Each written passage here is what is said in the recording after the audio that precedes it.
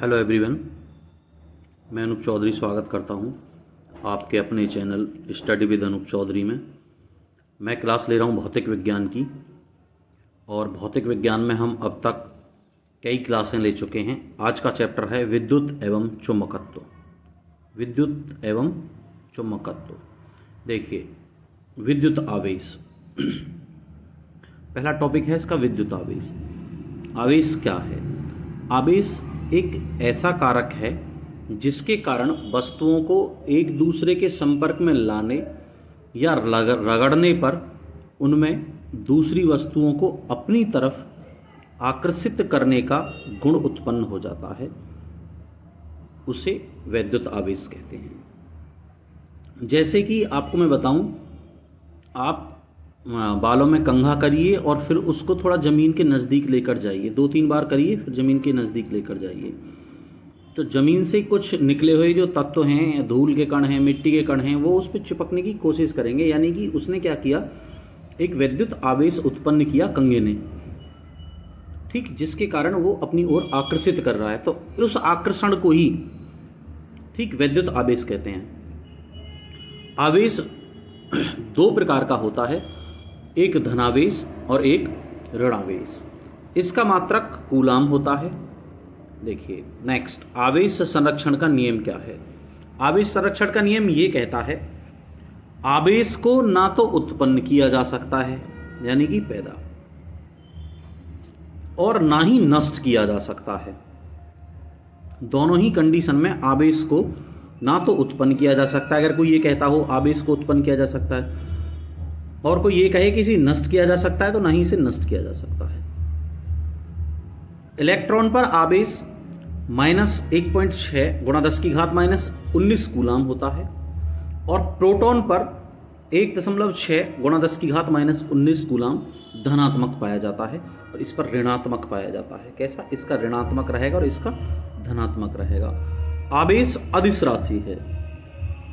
आवेश अदिश राशि है, और मैंने अदिश और सदिश राशियों के बारे में पिछली वीडियो में आपको बता दिया है, और आपको ज़्यादा पढ़ना है तो वहाँ वीडियो अपलोडेड है, वहाँ से पढ़ लीजिए। नेक्स्ट, इलेक्ट्रॉन का द्रव्यमान 9.1 × 10⁻31 किलोग्राम तथा प्रोटॉन का द्रव्यमान 1.67 × 10⁻27 किलोग्राम होता है। नेक्स्ट, इलेक्ट्रॉन और प्रोटॉन के विद्युत आवेश की मात्राएं बराबर होती हैं, परंतु प्रकृति परस्पर विपरीत ही होती हैं। नेक्स्ट, विद्युतदर्शी का कार्य आवेश की उपस्थिति का पता लगाना है। क्या करना है? आवेश की उपस्थिति का पता लगाना है। नेक्स्ट, विद्युत क्षेत्र, इलेक्ट्रिक फील्ड। विद्युत आवेश के चारों ओर का वह क्षेत्र जिसमें कोई अन्य आवेश आकर्षण या प्रतिकर्षण बल का अनुभव करता है, विद्युत क्षेत्र अथवा विद्युत बल क्षेत्र कहलाता है।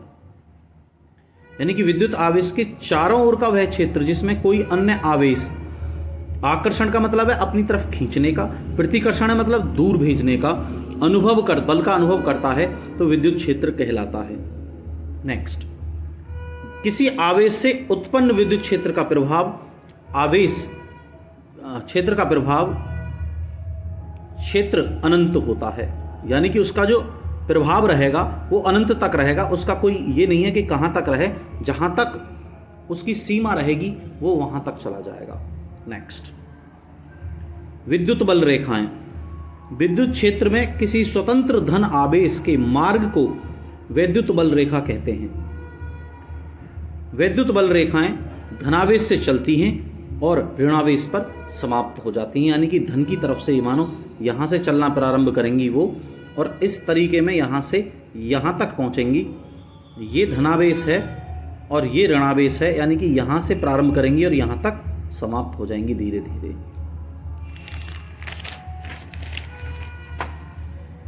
नेक्स्ट, कोई भी 2 बल रेखाएं एक दूसरे को काट नहीं सकती। इस बात को भी याद रखना, यानी कि कोई भी 2 बल रेखाएं एक दूसरे को काट नहीं सकती। नेक्स्ट, वैद्युत क्षेत्र की तीव्रता क्या है? वैद्युत क्षेत्र में किसी बिंदु पर रखे परीक्षण आवेश पर लगने वाले बल और परीक्षण आवेश के मान के अनुपात को उस बिंदु पर विद्युत क्षेत्र की तीव्रता कहते हैं। विद्युत क्षेत्र की तीव्रता बराबर बल, यानी कि उस विद्युत क्षेत्र में जो बल लग रहा है वो बटे उसका आवेश, यानी कि E बराबर F/Q। F बल है, Q आवेश है और E विद्युत क्षेत्र की तीव्रता है। नेक्स्ट, इसका मात्रक न्यूटन प्रति कूलाम है। यह एक सदिश राशि है। कैसी राशि है? सदिश राशि है। वैद्युत द्विध्रुव। वैद्युत द्विध्रुव वह निकाय है जिसमें दो बराबर किंतु विपरीत प्रकृति के बिंदु आवेश एक दूसरे से अल्प, अल्प का मतलब होता है कम दूरी पर स्थित होते हैं, जैसे हाइड्रोजन जल H2O, ammonia NH3, methane CH4 आदि। नेक्स्ट, विद्युत द्विध्रुव का आघूर्ण। विद्युत द्विध्रुव और विद्युत द्विध्रुव का आघूर्ण किसी एक आवेश तथा दोनों आवेशों के बीच की अल्प दूरी के गुणनफल को द्विध्रुव का आघूर्ण कहते हैं। किसी आवेश यानी कि Q और दोनों आवेशों के बीच की अल्प दूरी यानी कि उनके बीच की दूरी जो R दे रखी है को गुणनफल द्विध्रुव का आघूर्ण कहते हैं। नेक्स्ट, इसका मात्रक कूलाम मीटर है। यह एक सदिश राशि है। यह एक सदिश राशि है। इसका मात्रक कूलाम मीटर है। यह एक सदिश राशि है, यानी कि वैद्युत द्विध्रुव आघूर्ण क्या है? किसी एक आवेश और दोनों आवेशों के बीच की अल्प दूरी के गुणनफल को द्विध्रुव का आघूर्ण कहा जाता है और इसका मात्रक कूलाम मीटर है। यह एक सदिश राशि है। चालक। जिन पदार्थों से आवेश का प्रवाह सरलता से हो जाता है उन्हें विद्युत चालक पदार्थ कहते हैं। जिन पदार्थों से आवेश का प्रवाह सरलता से हो जाता है उन्हें विद्युत चालक पदार्थ कहते हैं। जैसे सभी धातुएं। सभी धातुओं में क्या है? चांदी है, पारा है, तांबा है, लोहा है, अम्लीय जल, लवणों के जलीय विलयन, जीवों का शरीर और पृथ्वी आदि। नेक्स्ट, चालक। चालक मतलब चालक का ये होता है कि आवेश का प्रवाह होता है, यानी कि जैसे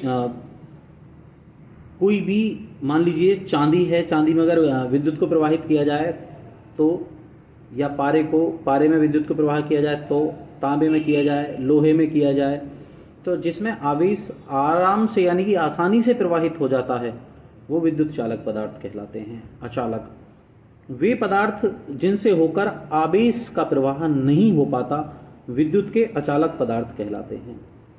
विद्युत के अचालक पदार्थ कहलाते हैं, जैसे मोम, सूखी लकड़ी, आसुत जल डिस्टिल वाटर, कांच, एबोनाइट, रेशम, चीनी की मिट्टी और रबड़ आदि।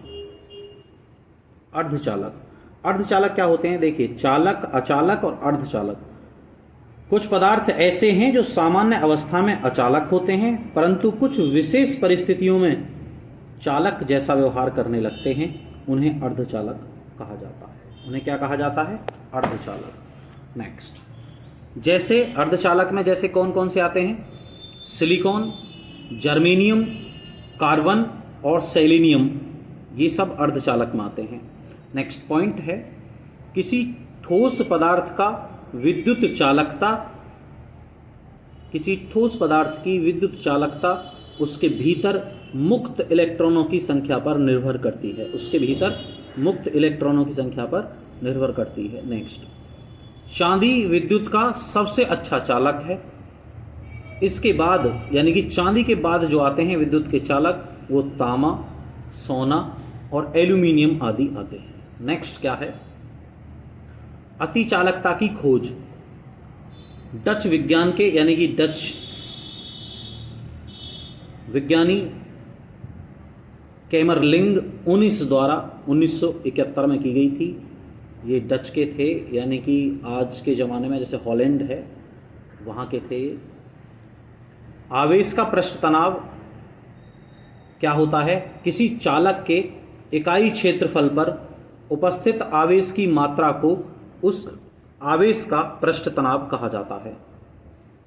पृष्ठ तनाव बराबर आवेश बटे क्षेत्रफल यानी कि Q/A, आवेश बटे क्षेत्रफल Q/A। नुकीले भाग पर पृष्ठ तनाव सबसे अधिक होता है। नुकीले भाग पर पृष्ठ तनाव सबसे अधिक होता है। नेक्स्ट,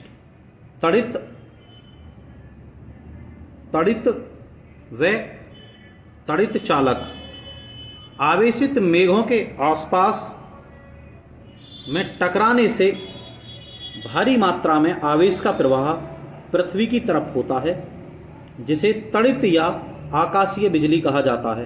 क्या कहा जाता है? तड़ित या आकाशीय बिजली। आपने देखा होगा मेघ गर्जना जो होती है उसे तड़ित या आकाशीय बिजली कहा जाता है। तड़ित चालक किसी धातु जैसे तांबे, लोहे का एक छड़ होता है जो तड़ित के आघात से भवनों को क्षतिग्रस्त होने से बचाता है। नेक्स्ट, विद्युत विभव। विद्युत विभव क्या है? किसी इकाई धनावेश को अनंत से किसी विद्युत क्षेत्र में स्थित किसी बिंदु तक लाने में जितना कार्य करना पड़ता है उसे उस बिंदु का वैद्युत विभव कहते हैं। उसे उस बिंदु का वैद्युत विभव कहते हैं। यह अदिश राशि है और इसका मात्रक वोल्ट है। यह अदिश राशि है और इसका मात्रक वोल्ट है। नेक्स्ट, विभवांतर। विभवांतर क्या होता है? दो बिंदुओं के विभवों में जो अंतर होता है उसे ही उन दोनों बिंदुओं के बीच का विभवांतर कहते हैं। या क्या है? विद्युत क्षेत्र में एकांक आवेश के एक बिंदु से दूसरे बिंदु तक ले जाने में किए गए कार्य के बराबर होता है। क्या? विभवांतर। नेक्स्ट, विद्युत धारा। किसी चालक के विभव में एकांक वृद्धि हेतु जितने आवेश की आवश्यकता होती है, आवेश की उस मात्रा को उस चालक की वैद्युत धारिता कहते हैं। जैसे विद्युत धारिता बराबर आवेश बटे विभव और इसका मात्रक क्या होता है? फैराडे होता है। इसको याद रखना, इसका मात्रक फैराडे होता है। नेक्स्ट, धारा।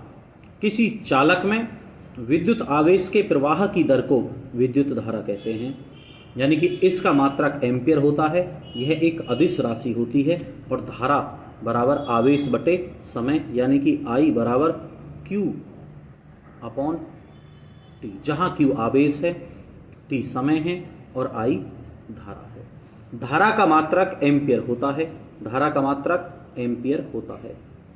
गैसें विद्युत की चालक नहीं होती, किंतु किसी बंद नलिका में बहुत कम दाब पर गैस में से विद्युत प्रवाह हो सकता है। नेक्स्ट, विद्युत धारा के प्रकार। विद्युत धारा को दो भागों में बांटा गया है। पहला है दिष्ट धारा, जिसे डायरेक्ट करंट DC बोलते हैं। और दिष्ट धारा क्या होती है? यदि किसी परिपथ यानी कि सर्किट में प्रवाहित धारा की दिशा में कोई परिवर्तन ना हो, यानी कि इधर उधर ना जाए, अर्थात धारा एक ही दिशा में गतिमान हो, उसे दिष्ट धारा कहते हैं, यानी कि डायरेक्ट करंट। जैसे विद्युत सेल से प्राप्त विद्युत धारा, बैटरी से जो प्राप्त विद्युत धारा होती है वो।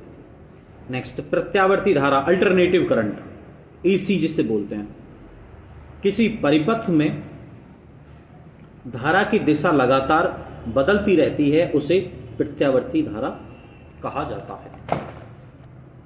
जैसे विद्युत सेल, देखिए विद्युत सेल क्या है उसे पढ़ लीजिए। विद्युत सेल को इलेक्ट्रिक सेल किसे कहते हैं? विद्युत सेल विद्युत ऊर्जा का स्रोत। स्रोत का मतलब है जो उत्पादन, जहाँ से उत्पादित होती है कोई भी चीज़, उसे स्रोत कहा जाता है। स्रोत है जो किसी परिपथ में यानी कि सर्किट में आवेश के प्रवाह के लिए आवश्यक ऊर्जा प्रदान करता है, उसे विद्युत सेल कहा जाता है।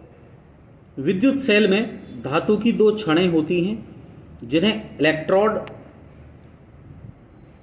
कहते हैं। धनावेशित छड़ को एनोड और ऋणावेशित छड़ को कैथोड कहा जाता है। सेल दो प्रकार के होते हैं,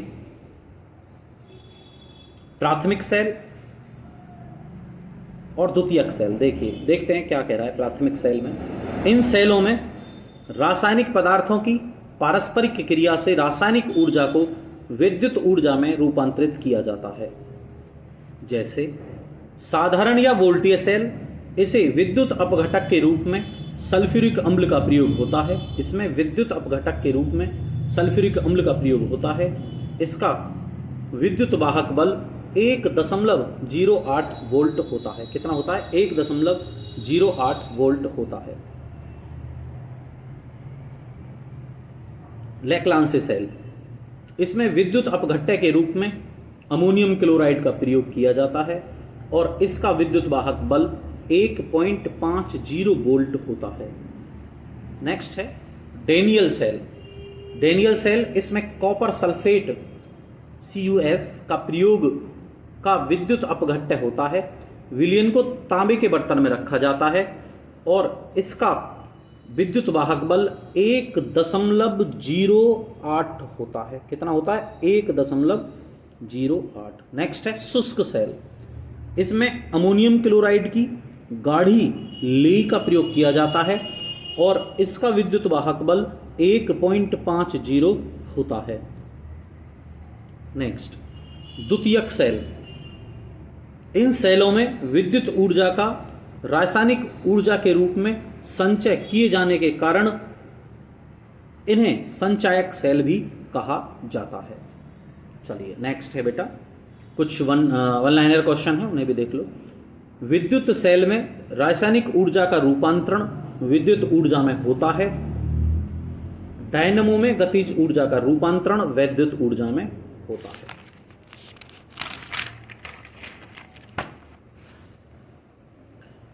ताप युग्म में ऊष्मीय ऊर्जा का रूपांतरण वैद्युत ऊर्जा में होता है और प्रकाश वैद्युत सेल में विकिरण ऊर्जा का रूपांतरण वैद्युत ऊर्जा के रूप में होता है। प्रत्यावर्ती धारा को दिष्ट धारा में बदलने के लिए रेक्टिफायर नामक उपकरण का प्रयोग किया जाता है। टेलीफोन लाइन में विद्युत ऊर्जा प्रवाहित होती है। शुष्क सेल में रासायनिक ऊर्जा निहित होती है। क्या होती है? रासायनिक ऊर्जा। ग्रेफाइट ठोस अवस्था में विद्युत धारा प्रवाहित करने वाली एक अधातु है। ओम का नियम क्या है? स्थिर ताप पर किसी चालक में प्रवाहित होने वाली विद्युत धारा चालक के सिरों के बीच विभवांतर V के समानुपाती होती है, या विभवांतर और धारा के अनुपात का मान चालक के आकार, उसके पदार्थ, ताप और ताप पर निर्भर करता है। इस अनुपात को चालक का विद्युत प्रतिरोध कहते हैं। यानी कि क्या होता है? V/I = R। विशिष्ट प्रतिरोध क्या है? किसी चालक का प्रतिरोध उसकी लंबाई के अनुक्रमानुपाती तथा अनुप्रस्थ काट के क्षेत्रफल के व्युत्क्रमानुपाती होता है। व्युत्क्रमानुपाती का मतलब होता है उल्टा, यानी कि उसने कहा है कि जो प्रतिरोध है वो किसके समानुपाती है? लंबाई के। और किसके व्युत्क्रमानुपाती है? उसके क्षेत्रफल के।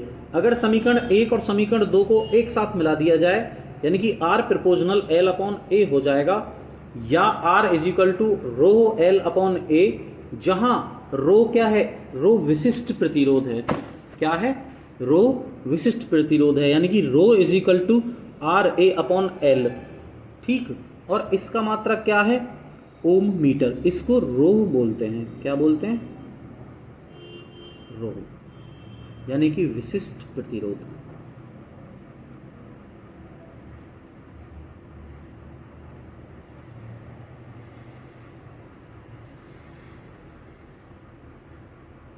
सेल का आंतरिक प्रतिरोध।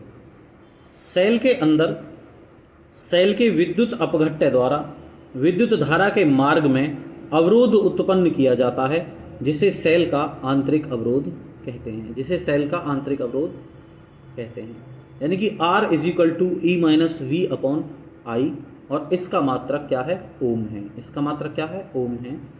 जहां E = सेल का विद्युत वाहक बल, V = सेल का विभवांतर, I = सेल में प्रवाहित धारा, और R सेल का आंतरिक प्रतिरोध होता है।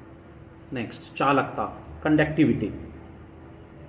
किसी चालक में विद्युत के प्रवाह को चालक की चालकता कहते हैं। यह प्रतिरोध का व्युत्क्रम होता है। G is equal to 1/r, यानी कि conductivity is equal to 1/r, जहां R चालक का प्रतिरोध है, चालकता का मात्रक प्रति ओम होता है, इसके मात्रक को सीमेन भी कहा जाता है। इसको याद रखना, इसके मात्रक को सीमेन भी कहा जाता है। विशिष्ट चालकता, स्पेसिफिक कंडक्टिविटी, किसी चालक के विशिष्ट प्रतिरोध के व्युत्क्रम को चालक की विशिष्ट चालकता कहते हैं। इसका मात्रक प्रति ओम मीटर होता है। क्या होता है? इसका मात्रक प्रति ओम मीटर। नेक्स्ट, ताप बढ़ने से धातुओं की प्रतिरोधकता बढ़ जाती है। इस क्वेश्चन को याद रखेंगे, आपसे पूछा जाएगा कि ताप बढ़ने पर धातुओं पर क्या प्रभाव पड़ता है, तो उसकी प्रतिरोधकता बढ़ जाती है। नेक्स्ट, नाइक्रोम, मैग्नीन और कॉन्स्टेंटन आदि मिश्र धातुओं की प्रतिरोधकता पर ताप का प्रभाव नगण्य होता है। नगण्य का मतलब होता है शून्य। क्या होता है? शून्य। चलिए, अर्धचालकों की विद्युत चालकता अचालकों की अपेक्षा बहुत अधिक तथा स्वचालकों की अपेक्षा बहुत कम होती है, जैसे सिलिकॉन, जर्मेनियम और कार्बन आदि। जैसे सिलिकॉन, जर्मेनियम और कार्बन आदि। कुछ पदार्थ ऐसे होते हैं जिनकी प्रतिरोधकता निम्न ताप पर लगभग शून्य हो जाती है, जैसे पारे की प्रतिरोधकता 4.2 केल्विन ताप पर अचानक शून्य हो जाती है। नेक्स्ट, घरेलू विद्युत तारों का संयोजन मूलतः समांतर क्रम में होता है। मूलतः समांतर क्रम में होता है। मानव शरीर के विद्युत प्रतिरोध के परिमाण की कोटि 10⁶ ओम होती है। नेक्स्ट कह रहा है विद्युत ऊर्जा, इलेक्ट्रिकल एनर्जी क्या होती है? किसी चालक में विद्युत आवेश के प्रवाहित होने से जो ऊर्जा व्यय का मतलब है खर्च होती है, उसे विद्युत ऊर्जा कहा जाता है। यानी कि W बराबर V इंटू Q, यानी कि विभवांतर और आवेश के गुणनफल के बराबर होती है। इसका मात्रक जूल होता है विद्युत ऊर्जा का।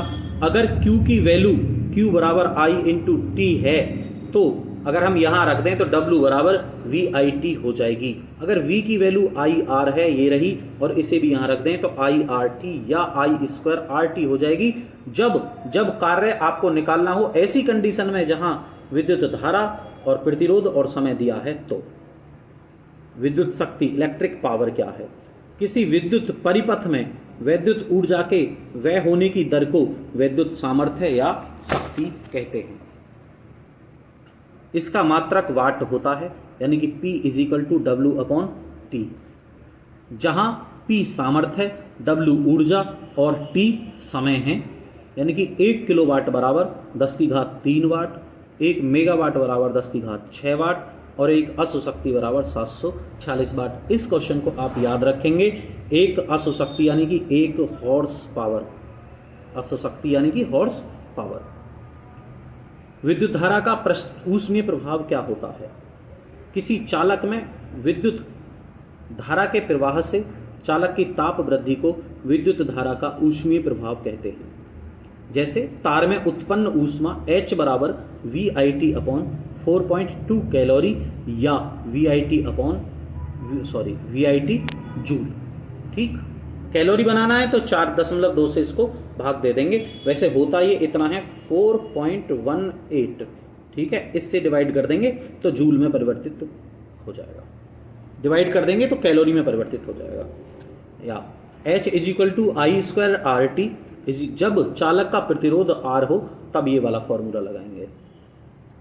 यदि चालक का प्रतिरोध नियत है तो उसमें नियत समय में उत्पन्न ऊष्मा धारा के वर्ग के समानुपाती होती है, जहां H प्रोपोर्शनल I², जब R और T नियत हो। नियत का मतलब है फिक्स हो जाए। यदि किसी चालक में प्रवाहित धारा का मान नियत हो तो किसी निश्चित समय में उत्पन्न ऊष्मा चालक के प्रतिरोध के समानुपाती होती है, जब H प्रोपोर्शनल R यानी कि I और T नियत हो, यानी कि फिक्स हो। जब किसी चालक का प्रतिरोध तथा धारा नियत हो तो उसमें उत्पन्न ऊष्मा समय की समानुपाती होती है, H प्रोपोर्शनल T, जब I और R फिक्स हो। विद्युत बल्ब, विद्युत बल्ब का आविष्कार, इलेक्ट्रिक बल्ब, विद्युत बल्ब का आविष्कार थॉमस एल्वा एडिसन ने किया था। इसका तंतु यानी कि फिलामेंट जो होता है वो टंगस्टन धातु का बना होता है। बल्ब में नाइट्रोजन और आर्गन गैसों का मिश्रण भरा जाता है। याद रखेंगे, पूछेगा तो इतना पूछेगा कि बल्ब में कौन सी गैस भरी जाती है। ठीक, तो इसमें नाइट्रोजन और आर्गन। विद्युत ऊष्मक इलेक्ट्रिक हीटर, इसमें नाइक्रोम का तार लगा होता है। यह तार सर्पिलाकार कुंडली के रूप में लगा हुआ होता है। इस तरीके में आप देखेंगे तो आपको या तो इस तरीके में मिलेगा या इस तरीके में मिलेगा, ऐसे इस तरीके में। वैद्युत प्रेस, इसमें नाइक्रोम का एक तापक तार अभ्रक की पतली चादर पर सपाट रूप में लिपटा होता है। तापक तार को के ऊपर से एस्बेस्टस की मोटी चादर से ढक देते हैं।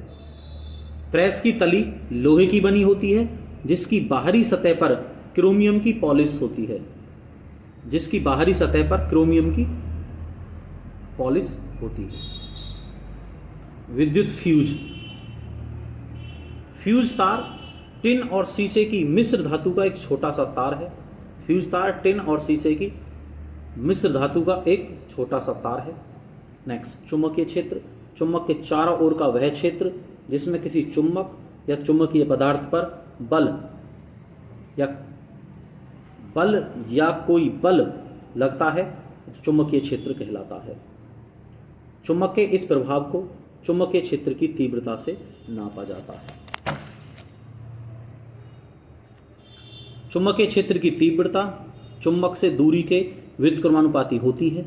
यह एक सदिश राशि है और इसका मात्रक वेबर प्रति मीटर स्क्वायर या गॉस या टेस्ला होता है।